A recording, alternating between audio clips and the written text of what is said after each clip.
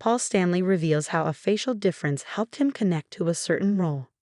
In an interview on the Magnificent Others podcast, the Kiss frontman shared how his birth defect helped him connect to his role in The Phantom of the Opera.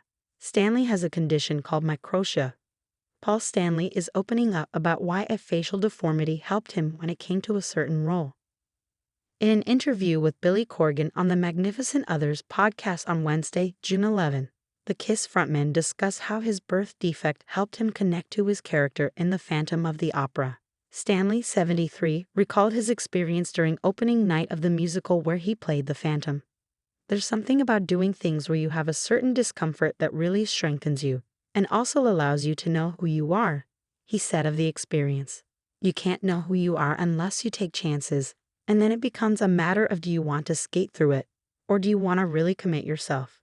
I don't do anything I don't commit myself to. Stanley said that playing the role was eye-opening in so many ways.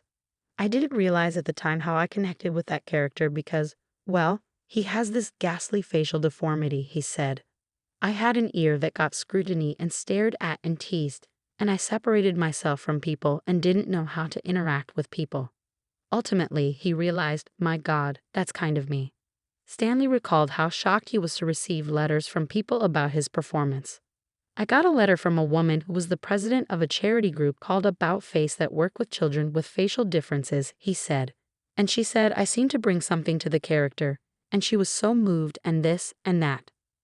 Stanley then opened up to her about a secret he kept his whole life. I said, well, I have a microtia, he recalled.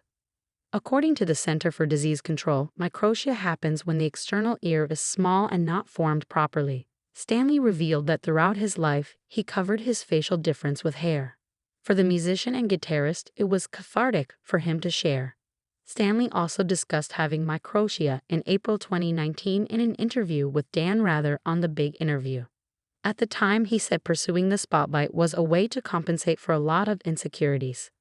I was born deaf on my right side and I had a birth defect, said Stanley. I had what's called microtia, which is basically not having an ear, having a crumpled mass of cartilage.